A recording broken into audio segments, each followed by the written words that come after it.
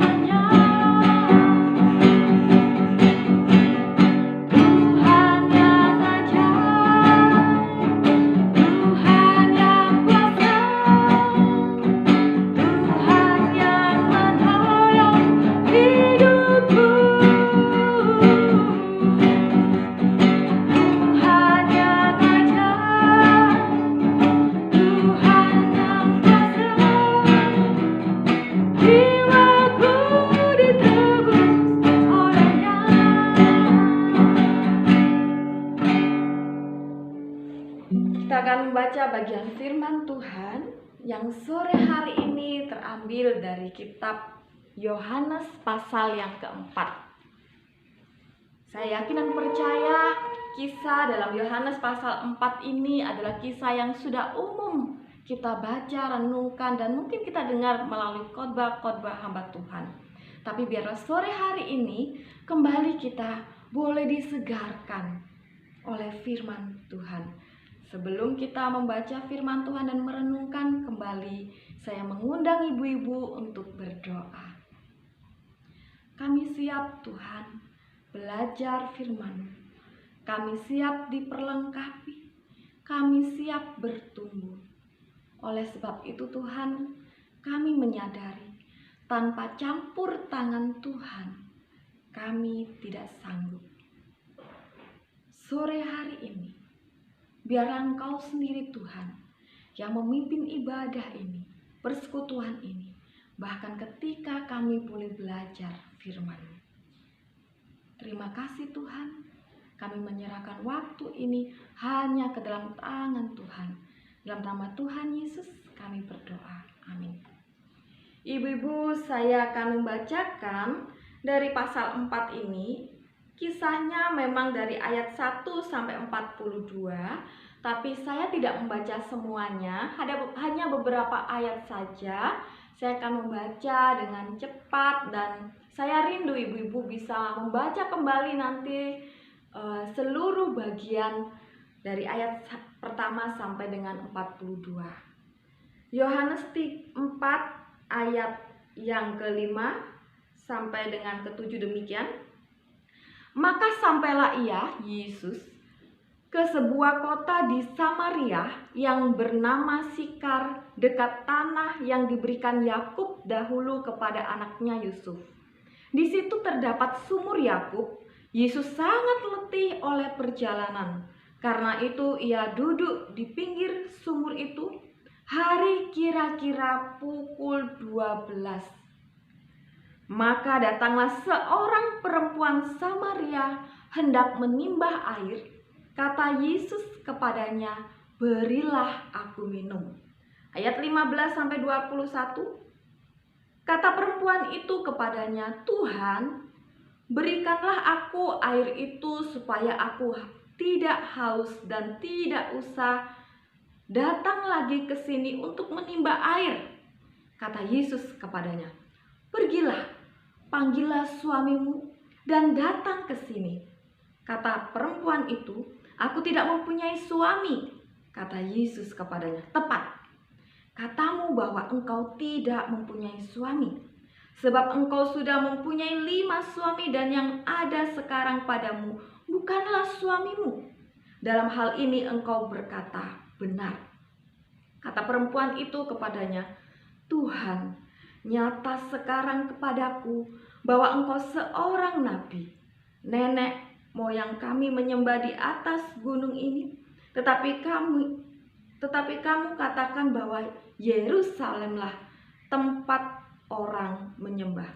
Ayat 21, kata Yesus kepadanya, "Percayalah kepadaku, hai perempuan, saatnya akan tiba bahwa kamu akan menyembah Bapa bukan di gunung ini dan bukan juga di Yerusalem." Ayat 25-28. Jawab perempuan itu kepadanya, "Aku tahu bahwa Mesias akan datang, yang disebut juga Kristus. Apabila ia datang, ia akan memberitakan segala sesuatu kepada kami." Kata Yesus kepadanya, "Akulah dia yang sedang berkata-kata dengan engkau." Ayat 29. Maka perempuan itu meninggalkan tempayannya di situ, lalu pergi ke kota dan berkata kepada orang-orang adanya pada Yesus karena perkataan perempuan itu yang bersaksi, "Ia, Yesus, mengatakan kepadaku segala sesuatu yang telah kuperbuat." Ayat 42. Dan mereka berkata kepada perempuan itu, "Kami percaya, tetapi bukan lagi karena apa yang kau katakan, sebab kami sendiri telah mendengar dia dan kami tahu bahwa dialah benar-benar juru selamat kita dunia." Ibu-ibu yang dikasihi oleh Tuhan, jikalau kita menyimak peristiwa dalam bacaan firman Tuhan dari Yohanes pasal 4 tadi itu, di situ dikisahkan bahwa ketika tengah hari yang begitu teriknya sinar matahari, Yesus merasakan keletihan dan kehausan, dan Yesus tahu di situ ada seorang perempuan Samaria. Ketika Yesus melakukan perjalanan, murid-muridnya sedang pergi mencari makanan, sehingga hanya ada 2 orang, yaitu Yesus dan perempuan Samaria itu. Ibu-ibu yang dikasihi oleh Tuhan, apa yang dilakukan seorang perempuan pada siang hari tengah terik matahari? Ya, perempuan Samaria itu sedang menimba air. Lalu kenapa dia menimba pada siang hari? Padahal siang itu begitu terik, orang berduyung-duyung berebut pada pagi hari karena masih udara sejuk dan juga masih teduh. Tapi seorang perempuan ini, dia menimba air pada terik sinar siang hari. Kenapa demikian? Kalau kita melihat di dalam beberapa ayat 15-21, di situ ketika Yesus bertanya dan ternyata Yesus tahu kehidupan perempuan ini secara mendetail, maka kita bisa memahami perempuan ini sebetulnya perempuan yang hatinya sedang terluka. Dia malu dengan dosanya. Dia terluka dengan lingkungan yang mungkin saja menghakimi dia, sehingga dia tidak merasa nyaman ketika dia harus berkumpul dan menjadi bahan pembicaraan banyak orang atau perempuan-perempuan yang lain, sehingga dia memilih siang hari di waktu tidak ada orang yang pergi ke sumur tersebut. Lalu apa yang terjadi? Yesus tahu bahwa Yesus sedang berjumpa dengan seseorang yang saat itu sedang membutuhkan belas kasihan Allah. Hati perempuan itu kosong dan dia merasa takut, dia merasa malu. Ibu yang dikasih oleh Tuhan, dari kisah ini kita belajar, orang yang merasa berdosa, malu, takut, Tuhan tidak semena-mena menghakimi dia. Kenapa demikian? Karena Tuhan sendiri yang akan menolong dia. Kalau kita melihat dia merasa malu, takut, cemas, artinya dia sudah merasakan konsekuensi dari dosa yang dia lakukan sendiri. Tetapi Allah tidak membiarkan dia terus terpuruk di dalam rasa malu, rasa takut, dan keberdosaannya. Rasa tersakiti mungkin karena lingkungan dia. Lalu apa yang Yesus tawarkan? Yesus menawarkan air hidup. Apa air hidup itu? Yaitu keselamatan yang akan memuaskan hasrat si perempuan ini, yang akan memenuhi kekosongan batinnya, sehingga dia tidak lagi seperti yang dia ceritakan kepada Yesus. Yaitu ketika Yesus bertanya, panggillah suamimu. Dia mengatakan, aku gak punya suami. Dan Yesus mengatakan, bukankah kamu sudah punya 5 suami dan memang yang saat ini juga bukan suamimu? Yesus tahu seluk-beluk masa lalu yang gelap yang dihadapi oleh perempuan Samaria ini. Tetapi apa yang ditawarkan oleh Yesus? Yesus menawarkan air hidup. Apakah perempuan ini menolak? Tidak. Ketika Yesus tahu segala yang terjadi dalam kehidupan perempuan ini yakin bahwa Yesus adalah nabi, awalnya dia katakan. Karena dia maha tahu. Pada akhirnya dia naik tingkat lagi. Setelah panggil nabi, dia naik tingkat lagi, panggil Tuhan. Dan pada akhirnya dia percaya bahwa Yesus adalah Mesias. Dan setelah dia percaya, apa yang dia lakukan? Dia tinggalkan segala sesuatu yang menjadi bebannya tadi itu. Dia lari ke kota, dia ceritakan tentang cinta kasih Tuhan kepada dirinya yang mengubahkan dirinya. Ada perbedaan besar yang tadinya tertutup. Sekarang dia memiliki rasa percaya diri yang tinggi. Bahkan dia tidak ragu-ragu lagi untuk bercerita kepada banyak orang, bertemu banyak orang. Yang tadinya sembunyi dari banyak orang, sekarang dia memperlihatkan dirinya yang telah diubahkan oleh Tuhan. Sungguh dahsyat cara Tuhan memulihkan orang yang mengalami kekosongan batin, orang yang terluka, orang yang merasa malu akan dosa-dosanya di masa yang kelam, dan orang yang merasa terhakimi oleh lingkungan. Yesus berbeda. Sekalipun dosa kita merah seperti kirmisi, tapi Yesus memandang itu sebagai belas kasih untuk diubahkan seperti bulu domba.